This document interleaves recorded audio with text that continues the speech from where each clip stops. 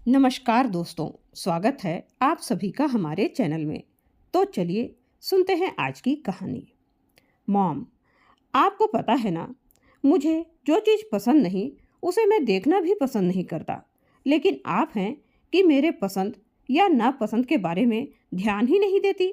आरव, जो Rathore group and company का इकलौता वारिस था, जिसके मुंह से शब्द निकलने से पहले ही उसकी सारी मांगें पूरी कर दी जाती। लेकिन वो कौन सी मांग थी जो उसके मम्मी पापा उसकी मर्जी के खिलाफ करते रहे? और क्या हो जब उसके मम्मी पापा उसकी मर्जी के खिलाफ अपनी ही मर्जी चलाते रहे? और क्या हो जब उसकी मर्जी के अनुसार सब कुछ न चले? तब वह कितना परेशान हो जाता है।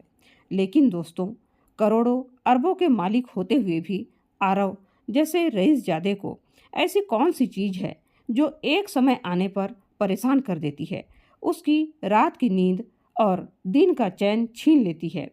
तो चलिए जानते हैं कहानी की पूरी सच्चाई। कहानी की शुरुआत होती है एक बेसहारा अनाथ लड़की चारू से, जो कि आरव के घर में उसके मम्मी पापा के रहमो करम पर पल बढ़ रही होती है। लेकिन कहते हैं ना दोस्तों, एक छोटा सा तिनका वैसे तो किसी भी इंसान की ज़िंदगी में कोई मायने नहीं रखता, उसके होने या न होने से कोई फर्क भी नहीं पड़ता। लेकिन वही तिनका अगर उस इंसान की आंख में चला जाए तो वह कितना परेशान कर देता है। ठीक वैसे ही चारू भी आरव की ज़िंदगी में कोई मायने नहीं रखती थी। उसका होना या न होना आरव की ज़िंदगी में कोई मायने नहीं रखता था। लेकिन एक समय ऐसा आता है कि आरव चारू के बिना एक मिनट भी नहीं रह पाता और उसे उसका महत्व समझ में आता है। उसके बाद आरव की जिंदगी ही बदल जाती है। तो चलिए जानते हैं चारू ने ऐसा क्या किया, या आरव की जिंदगी में ऐसा कौन सा मोड़ आया जो चारू उसके जीवन में इतना महत्व रखने लगती है। शहर के सबसे पॉश इलाके में राठौर ग्रुप एंड कंपनी के मालिक की सबसे बड़ी हवेली की सुंदरता देखते ही बनती थी। आरव उसी भव्य हवेली का इकलौता वारिस था। आरव की उम्र लगभग 28 वर्ष थी, लेकिन वह देखने में किसी फिल्म के हीरो से कम नहीं दिखता था। वह देखने में जितना सुंदर था, स्वभाव से उतना ही चिड़चिड़ा भी था। उसका एक ही उसूल था, जो चीज़ उसे पसंद नहीं थी उसका वजूद भी उसके आसपास नहीं होना चाहिए था। और इस पूरी हवेली में अगर कोई एक इंसान था जिससे वह बेइंतहा नफरत करता था, तो वह थी चारू। चारू उस हवेली के हर कोने को रोशन करने वाली एक शांत, खूबसूरत और सलीकेदार लड़की थी, जो राठौर परिवार का खून नहीं थी, लेकिन आरव के माता पिता दयानंद और आराधना जी के लिए वह उनकी सगी बेटी से भी बढ़कर थी। आज के 15 साल पहले एक तूफानी रात में दयानंद जी अपने दिवंगत दोस्त की 10 साल की अनाथ और सहमी हुई बच्ची को इस घर में लेकर आए थे। 12 साल के आरव ने जब पहली बार उस रोती हुई बच्ची को देखा तो उसके बाल मन ने उसे एक घुसपैठिया मान लिया। आरव को लगा कि उसके माता पिता का प्यार अब बट जाएगा और वह मासूम सी असुरक्षा समय के साथ एक गहरी नफरत में बदल गई। आरव को लगता था कि चारू एक एहसान फरामोश लड़की है, जो उसके भोले भाले माता पिता की भावनाओं का फायदा उठाकर उनकी दौलत और प्यार पर कब्जा कर रही है। सुबह के 8 बज रहे थे। डाइनिंग टेबल पर नाश्ता लग चुका था। चारू, जिसने एक सादी लेकिन बेहद खूबसूरत लाल रंग की कुर्ती पहनी हुई थी, सबको नाश्ता परोस रही थी। 25 साल की चारू की आंखों में एक अजीब सी गहराई और खामोशी थी। वह जानती थी कि इस घर का चिराग उसे फूटी आंख नहीं सुहाता, लेकिन फिर भी दयानंद जी और आराधना जी के प्यार ने उसे हर जहर को पीने की ताकत दी थी। तभी सीढ़ियों से तेज कदमों की आवाज़ आई। आरव अपने कस्टमाइज इटालियन सूट में नीचे उतरा। उसकी तीखी नज़रें जैसे ही चारू पर पड़ी, उसके चेहरे पर एक अरुचि का भाव आ गया। गुड मॉर्निंग आरव, चारू ने धीमी लेकिन मीठी आवाज़ में कहा और उसकी तरफ कॉफ़ी का कप बढ़ाया। आरव ने कप को अनदेखा करते हुए अपनी माँ की तरफ देखा और कहा, मॉम, मैंने कितनी बार कहा है कि मेरी ब्लैक कॉफ़ी नौकरों से ही भिजवा दिया कीजिए। मुझे सुबह सुबह किसी का मनहूस चेहरा देखकर अपना दिन खराब नहीं करना है। चारू के हाथ हवा में ही रुक गए। एक पल के लिए उसकी पलकें झुक गई, लेकिन उसने खुद को संभाल लिया और चुपचाप कप वापस टेबल पर रख दिया। आरव, तमीज से बात करो, वो तुम्हारी नौकर नहीं बल्कि इस घर की बेटी है। दयानंद जी ने अखबार नीचे रखते हुए सख्त लहजे में कहा। आरव ने एक व्यंग्यात्मक मुस्कान के साथ कहा, डैड, आप लोगों ने इस अनाथ आश्रम के प्रोजेक्ट को अपनी बेटी मान लिया है, मैंने नहीं। मेरे लिए यह सिर्फ एक लड़की है जो हमारे घर में रहकर मुफ्त की रोटियां तोड़ रही है। कमरे में सन्नाटा छा गया। चारू बिना कुछ कहे वहां से रसोई की तरफ जाने लगी, लेकिन तभी दयानंद जी की आवाज़ ने उसके कदम रोक दिए। रुक जाओ चारू बेटा, आज मुझे तुम दोनों से एक बहुत जरूरी बात करनी है। दयानंद जी का लहजा गंभीर था। आराधना जी ने उठकर चारू का हाथ पकड़ा और उसे अपने पास बैठा लिया। आरव अपनी घड़ी देखते हुए झुंझलाया, डैड, जो भी कहना है जल्दी कहिए, मेरी एक बहुत इम्पोर्टेंट मीटिंग है। दयानंद जी ने एक गहरी सांस ली, आराधना जी की तरफ मुस्कुराकर देखा और फिर आरव से मुखातिब होते हुए कहा, आरव, तुम्हारी उम्र अब सेटल होने की हो गई है। हमने फैसला किया है कि अब तुम्हें शादी कर लेनी चाहिए। आरव ने लापरवाही से कंधे उचकाए और कहा, ठीक है डैड, आप जिस भी रईस खानदान की लड़की को मेरे लिए चुनेंगे मैं शादी कर लूँगा। बिजनेस के लिए यह अलायंस बुरा नहीं होगा। हमने लड़की चुन ली है आरव। आराधना जी की आंखों में चमक थी, और वह कोई बिजनेस अलायंस नहीं है। हमारे घर की बहू हमारी बेटी चारू बनेगी, जैसे किसी ने डाइनिंग रूम में बम फोड़ दिया हो। चारू झटके से खड़ी हो गई, उसकी आंखें फटी की फटी रह गई। अंकल, आंटी, ये आप क्या कह रहे हैं? लेकिन उससे भी भयानक प्रतिक्रिया आरव की थी। वह कुर्सी को पीछे धकेलते हुए खड़ा हुआ।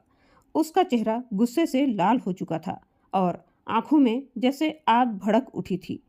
ये क्या बकवास है डैड? ये क्या बकवास है मॉम? आरव की आवाज़ से हवेली की दीवारें गूंज उठी। ये बकवास नहीं है बेटा, हमारा आखिरी फैसला है। शिवानी से बेहतर तुम्हारे लिए कोई और हो ही नहीं सकती। वो इस घर को, तुम्हें और हमें अच्छी तरह से जानती है। दयानंद जी ने अडिग होकर कहा। आरव ने अपनी नफरत भरी उंगली चारू की तरफ उठाई, जो अभी भी सदमे में कांप रही थी। इस सड़क से उठाई हुई लड़की से मैं शादी करूंगा? डैड, मैं मर जाना पसंद करूंगा, लेकिन इस 2 कौड़ी की लड़की के गले में मंगलसूत्र नहीं बांधूंगा। ये सालों से इसी दिन का इंतजार कर रही थी ना। बहुत अच्छा जाल बिछाया है इसने आप दोनों पर। आरव, जुबान पर लगाम दो। दयानंद जी ने मेज पर जोर से हाथ मारा। नहीं अंकल, इस बार आवाज़ चारू की थी।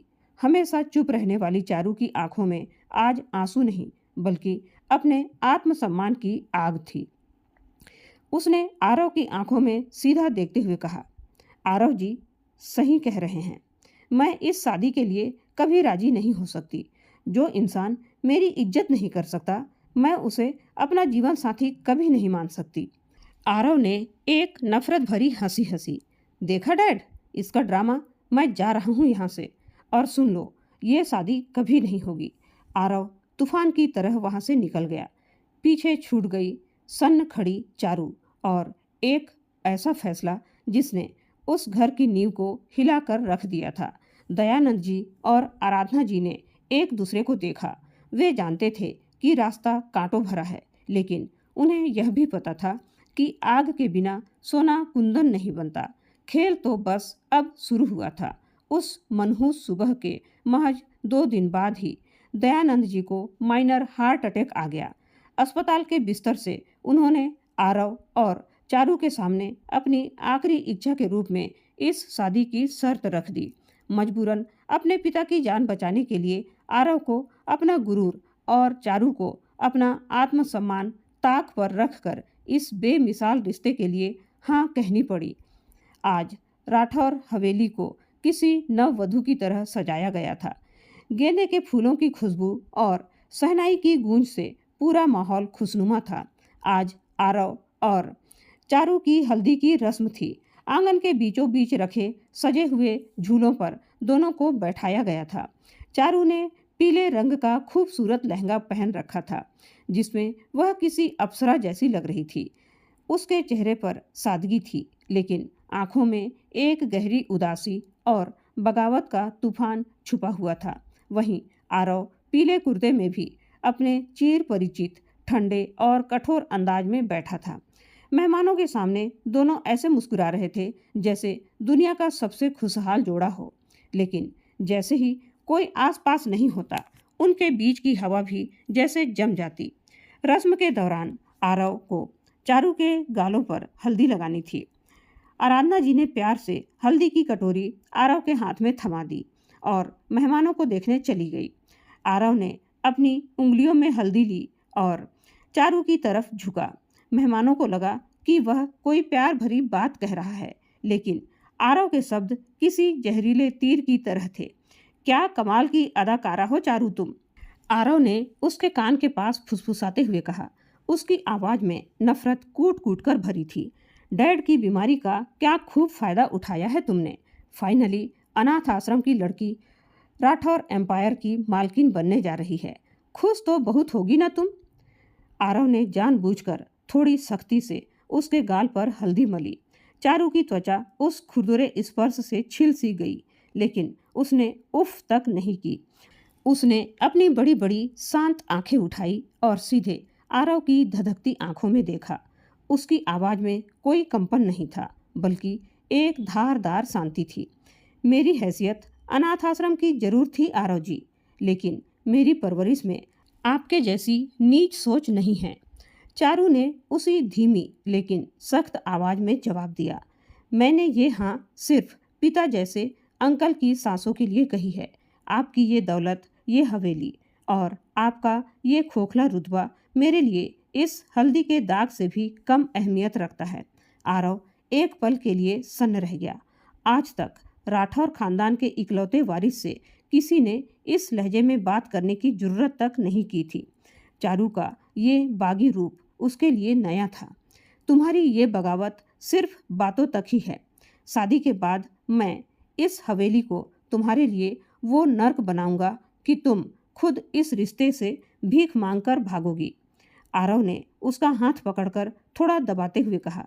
चारू ने अपना हाथ झटके से तो नहीं छुड़ाया, क्योंकि मेहमान देख रहे थे, लेकिन उसने आरव की उंगलियों पर अपनी उंगलियों का ऐसा दबाव बनाया कि आरव को उसकी ताकत का अंदाजा हो गया।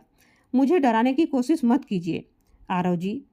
जिसने बचपन से अपनों को खोने का नर्क देखा हो, उसे आपके बनाए नर्क से डर नहीं लगता। रही बात भागने की, तो याद रखिएगा, मैं वो नहीं जो मैदान छोड़ दे। आप अपना नर्क तैयार रखिए, मैं उसमें भी मुस्कुराकर जीना जानती हूँ। दोनों की नज़रें एक दूसरे से इस तरह उलझी हुई थी जैसे दो तलवारें आपस में टकरा रही हो। तभी आरव के हाथ की एक उंगली गलती से चारू की गर्दन को छू गई। गुस्से और नफरत के उस उबलते हुए पल में भी उस अनचाहे स्पर्श से दोनों के शरीर में बिजली सी दौड़ गई। आरव ने झटके से अपना हाथ पीछे खींच लिया। वो एक पल के लिए विचलित हो गया था। ये कैसा एहसास था? उसे तो इस लड़की से सिर्फ नफरत थी, फिर उसके एक स्पर्श से उसकी धड़कनें क्यों बेकाबू हो रही थी? चारू ने भी नजरें चुरा ली। उसके गालों पर हल्दी से ज्यादा अब एक अजीब सी लालिमा छा गई। रात को मेहंदी की रस्म में भी यही नजारा था। चारू के हाथों में आरव के नाम की मेहंदी लग रही थी। आरव दूर खड़ा ड्रिंक पीते हुए उसे घूर रहा था। चारू की नजरें जब उठी तो उसने आरव की आंखों में देखा। वहाँ गुस्सा था, घमंड था, लेकिन एक अजीब सी कसमकस भी थी जिसे आरव खुद भी नहीं समझ पा रहा था। शादी की रात नजदीक आ रही थी। दो लोग जो एक दूसरे को बर्बाद करने की कसम खा चुके थे, अब 7 जन्मों के बंधन में बंधने जा रहे थे। ये शादी नहीं, एक महायुद्ध की शुरुआत थी। 7 फेरों और कस्मे वादों का नाटक खत्म हो चुका था। राठौर हवेली का सबसे बड़ा बेडरूम, जो अब आरव और चारू का कमरा था। मोगरे और गुलाब के फूलों से महक रहा था। लाल जोड़े में सजी चारू बिस्तर के एक किनारे में खामोश बैठी थी। उसकी धड़कनें तेज थी, लेकिन ये घबराहट किसी नई नवेली दुल्हन की नहीं, बल्कि एक आने वाले तूफान की आहट थी। रात के 12 बज चुके थे। अचानक दरवाज़ा जोर से खुला। आरव कमरे में दाखिल हुआ।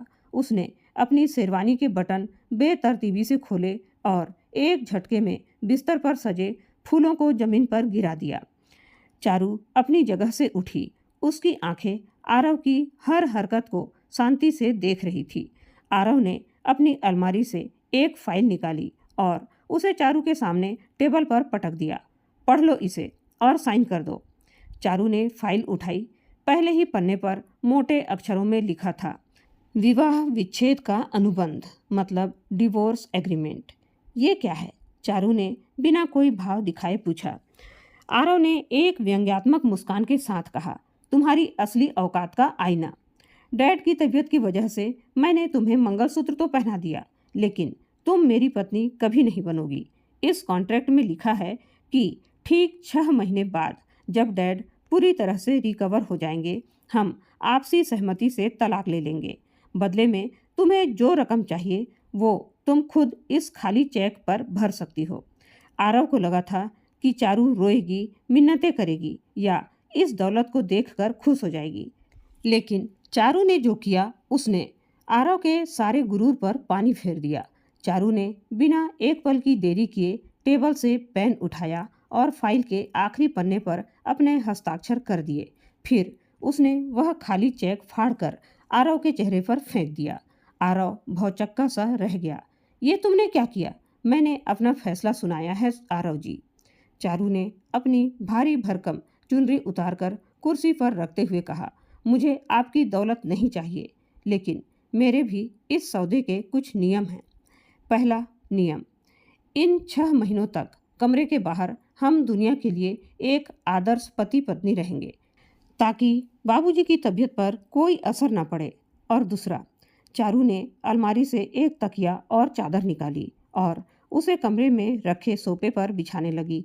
और दूसरा नियम ये कि कमरे के अंदर हम दोनों अनजान भी हैं। इस बिस्तर पर आपका हक है और इस कमरे के उस कोने में मेरी शांति में दखल देने की कोशिश मत कीजिएगा। चारू सोफे पर लेट गई और उसने करवट बदल ली। आरव वही बूथ बनकर खड़ा रह गया। उसके अहंकार को आज किसी ने बहुत गहरी चोट पहुंचाई थी।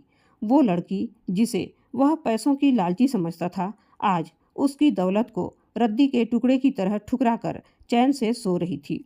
आरव पूरी रात बिस्तर पर करवटें बदलता रहा, लेकिन उसकी नज़रें बार बार उस सोफे पर जा टिकती। आज चारू की पहली रसोई की रस्म थी। चारू ने सुबह 5 बजे उठकर पूरे परिवार के लिए शानदार नाश्ता तैयार किया था। डाइनिंग टेबल पर दयानंद जी, जो अब व्हील चेयर पर थे, आराधना जी, आरव और आरव की मुंह बोली बुआ चंपा देवी बैठी थी।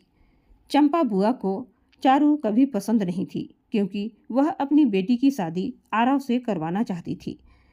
चारू ने जैसे ही चंपा बुआ को खीर परोसी, बुआ ने चम्मच से खीर को दूर खिसका दिया और मुंह सिकोड़ते हुए बोली, अरे चारू, ये क्या बना दिया? हमारे घर में नौकर भी ऐसी फीकी खीर नहीं खाते। वैसे गलती तुम्हारी भी नहीं है।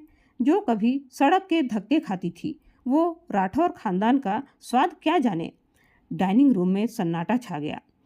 आराधना जी कुछ बोलने ही वाली थी कि तभी एक भारी और तेज आवाज ने सबको चौंका दिया। बुआ जी!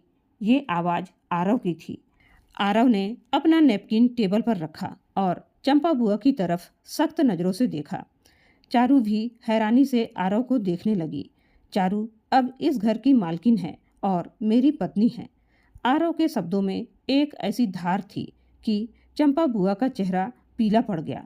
मुझे खीर बहुत पसंद आई और आइंदा इस घर में मेरी पत्नी से बात करने का लहजा जरा सुधार कर रखिएगा, वरना मुझे भी भूल जाना पड़ेगा कि आप मेरी बुआ हैं।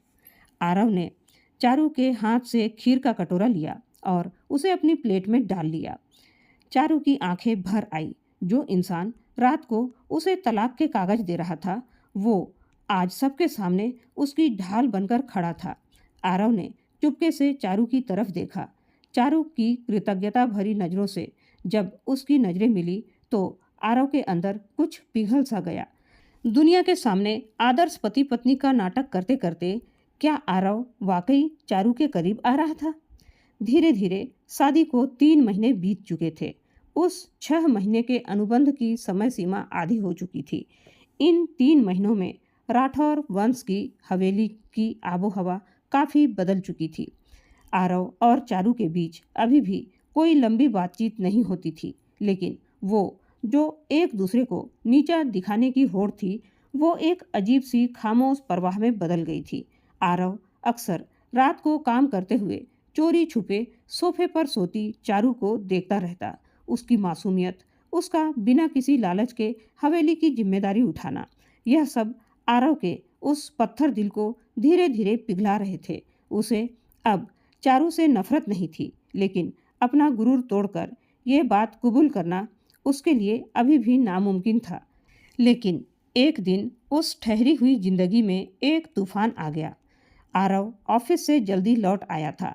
वो दयानंद जी के कमरे की तरफ जा रहा था, तभी उसने ड्राइंग रूम में चारू को किसी अजनबी लड़के के साथ बात करते हुए देखा। वह लड़का दिखने में साधारण लेकिन बहुत ही खुश मिजाज लग रहा था। सबसे ज़्यादा आरव को जिस बात ने चौंकाया वो थी चारू की हंसी। इन 15 सालों में आरव ने कभी चारू को इतना खुलकर हंसते नहीं देखा था। तुम्हें यकीन नहीं होगा विजय, मैं तुम्हें कितना याद करती थी। चारू की आवाज़ में एक चहक थी जो आरव के लिए बिल्कुल अजनबी थी। विजय ने चारू का हाथ अपने हाथों में ले लिया। तुम आज भी बिल्कुल वैसी ही हो चारू। मुझे लगा था राठौर की बहू बनकर तुम बदल जाओगी। यह देखकर आरव के दिमाग की नसें फटने लगी। वो जो चीज़ आज तक समझ नहीं पा रहा था, वो अचानक से एक भयानक जलन, जेलसी का रूप ले चुकी थी। चारू पर सिर्फ उसका हक है, यह ख्याल उसके अंदर एक जंगली आग की तरह फैल गया। आरव भारी कदमों से ड्राइंग रूम में दाखिल हुआ। उसकी आंखें लाल थी। यहाँ क्या चल रहा है? आरव की आवाज़ किसी दहाड़ से कम नहीं थी। चारू झटके से खड़ी हो गई और उसने अपना हाथ जल्दी से छुड़ा लिया। आरव जी, आप जल्दी आ गए। ये विजय है, मेरे बचपन का दोस्त, मेरे पुराने गांव से। ये शहर में किसी काम से आया है। मैंने इसका बायोडाटा नहीं पूछा तुमसे। आरव ने चारू की बात बीच में ही काट दी। उसने अपनी उंगली विजय की तरफ की। तुम कौन हो? मुझे इससे कोई मतलब नहीं, लेकिन मेरी पत्नी से दूर रहने में ही तुम्हारी भलाई है। Get out. आरव जी, आप ये क्या कह रहे हैं? चारू हैरान थी। विजय ने मामला बिगड़ता देख समझदारी दिखाई। आरव सर, मैं बस चारू से मिलने आया था। मैं जा रहा हूँ। चारू, अपना ख्याल रखना। विजय वहाँ से चला गया। कमरे में अब सिर्फ आरव और चारू थे। आरव गुस्से से कांप रहा था। उसने चारू की बाह जोर से पकड़ी और उसे अपनी तरफ खींचा। ये क्या बदतमीजी है? छोड़िए मुझे, चारू ने दर्द से कराहते हुए कहा। बदतमीजी? तुम एक गैर मर्द के साथ मेरे ही घर में हाथ डालकर हंस रही थी और बदतमीज मैं हूँ? आरव की सांसें तेज चल रही थी। उसका चेहरा चारू के चेहरे के बिल्कुल करीब था। वो मेरा सिर्फ एक दोस्त है। चारू ने अपनी पूरी ताकत लगाकर आरव को पीछे धकेला। और वैसे भी आपको क्या फर्क पड़ता है आरव जी? आपने ही तो कहा था ना कि हम कमरे के बाहर पति पत्नी का नाटक करेंगे, कमरे के अंदर हम अजनबी हैं। 6 महीने बाद तो हम अलग होने ही वाले हैं ना, तो फिर मुझ पर ये हक जताने का नाटक क्यों? चारू के शब्द आरव को किसी चाबुक की तरह लगे। अलग होने वाले हैं? आरव ने बेतहासा हंसते हुए कहा। तुम्हें लगता है कि तुम इतनी आसानी से इस शादी से बाहर निकल जाओगी? आरव ने आगे बढ़कर उस डिवोर्स कॉन्ट्रैक्ट की फाइल को टेबल से उठाया जो हमेशा वहाँ पड़ी रहती थी। चारू की आंखों के सामने आरव ने उस फाइल के 2 टुकड़े कर दिए और उसे हवा में उछाल दिया। कागज के टुकड़े पूरे कमरे में बर्फ की तरह बिखर गए। चारू की आंखें फटी की फटी रह गई। ये आपने क्या किया? आरव ने चारू को कमर से पकड़कर अपनी ओर खींच लिया। दोनों की धड़कनें अब एक हो रही थी। आरव की आवाज़ अब गुस्से से नहीं बल्कि एक अजीब सी दीवानगी से भरी थी। ये किया है मैंने क्योंकि तुम मेरी हो चारू, सिर्फ और सिर्फ मेरी, सिर्फ मेरी। वो कॉन्ट्रैक्ट मेरी बेवकूफ़ी थी, मेरा गुरूर था, लेकिन सच्चाई ये है कि मैं तुम्हें किसी और के साथ बर्दाश्त नहीं कर सकता। मैं तुम्हें उस विजय तो क्या अपनी परछाई के साथ भी शेयर नहीं कर सकता। चारू अवाक रह गई। जो आदमी कल तक उसके वजूद से भी नफरत करता था, आज वह उसकी आंखों में एक पागलपन वाला इश्क देख रही थी। आरव का चेहरा धीरे धीरे चारू के चेहरे के करीब आ रहा था। चारू ने अपनी आंखें बंद कर ली, जैसे वह भी इस तूफान में बहने के लिए तैयार थी। आरव के उस अप्रत्याशित इजहार ने कमरे की हवा ही बदल दी थी। फर्श पर बिखरे डिवोर्स कॉन्ट्रैक्ट के टुकड़े उस टूटे हुए गुरूर की गवाही दे रहे थे जो महीनों से उन दोनों के बीच एक दीवार बनकर खड़ा था। आरव की बाहों में कैद चारू का दिल जोरों से धड़क रहा था। उसने हमेशा इसी आरव की कल्पना की थी, एक ऐसा इंसान जो उसे समझे, उस पर हक जताए। लेकिन चारू ने अपनी आंखें खोली और आरव को धीरे से खुद से दूर किया। उसकी आंखों में आंसू थे, लेकिन चेहरा सख्त था। क्या आपको लगता है कि सिर्फ एक कॉन्ट्रैक्ट फाड़ देने से और कुछ शब्द कह देने से सब कुछ ठीक हो जाएगा आरव जी? चारू की आवाज़ में एक गहरा दर्द था। आपने हमेशा मुझे अपनी मर्जी से चलाया है। जब नफरत करनी थी तो बिना मेरी गलती के मुझसे सालों तक नफरत की। जब शादी करनी थी तो मुझे मजबूर किया। अब डिवोर्स देना था तो मेरे मुंह पर कागज फेंक दिए। और आज आज आपको लगता है कि आप मुझसे प्यार करते हैं तो मैं बिना कुछ सोचे समझे आपकी बाहों में आ जाऊं? आरव हैरान रह गया। उसे लगा था कि उसका इजहार सब कुछ सुलझा देगा। चारू, मैं मानता हूँ मुझसे बहुत बड़ी गलती हुई है। मेरा अहंकार मेरी आंखों पर पट्टी बांधे हुए था। लेकिन क्या? चारू ने बात काटी। प्यार सिर्फ हक जताना नहीं होता आरव जी। प्यार इज्जत करना होता है। प्यार विश्वास होता है। जो आपने आज विजय को लेकर मुझ पर शक किया, वो प्यार नहीं, सिर्फ आपकी पॉजेसिवनेस थी। मुझे आपका ये आधा अधूरा प्यार नहीं चाहिए। चारू मुड़ी और कमरे से बाहर निकल गई। आरव वहीं खड़ा रह गया। उसे पहली बार एहसास हुआ कि सिर्फ किसी को चाहना काफ़ी नहीं होता, उसे जीतना पड़ता है। धीरे धीरे अब 6 महीने पूरे होने वाले थे। दयानंद जी अब पूरी तरह ठीक हो चुके थे और वापस अपने बिजनेस में सक्रिय हो गए थे। लेकिन राठौर हवेली में अब एक अजीब सी खामोशी थी। चारू ने आरव से बात करना लगभग बंद कर दिया था। वह सिर्फ काम की बातें करती।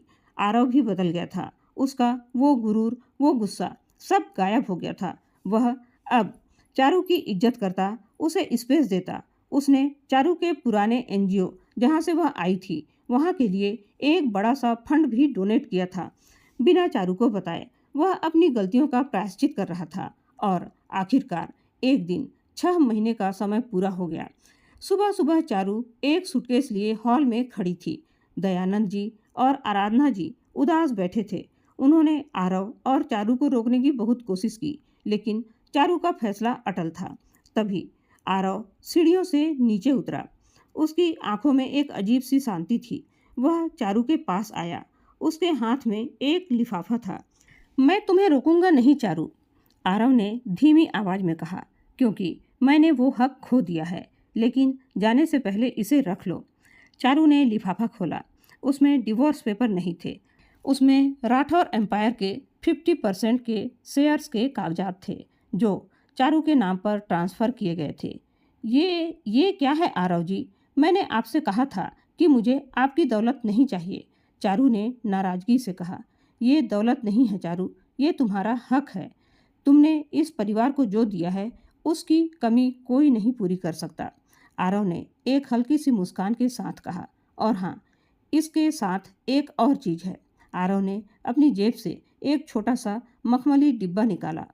उसने सबके सामने उस बड़े से हॉल में एक घुटने पर बैठकर वो डिब्बा खोला। उसमें एक बहुत ही खूबसूरत लेकिन साधारण सी अंगूठी थी, बिल्कुल चारू की तरह। चारू, मैंने आज तक सिर्फ तुमसे छीना है। आज मैं तुम्हें कुछ देना चाहता हूँ, अपना दिल, बिना किसी शर्त के, बिना किसी कॉन्ट्रैक्ट के। मुझे नहीं पता कि मैं तुम्हारे लायक हूँ भी या नहीं, लेकिन क्या तुम इस अहंकारी और बेवकूफ़ इंसान को फिर से सुधरने का एक मौका दोगी? क्या तुम मुझसे सच में शादी करोगी? हॉल में पिन ड्रॉप साइलेंट था। चारू की आंखें भर आई। ये वो आरव नहीं था जिसे वो जानती थी।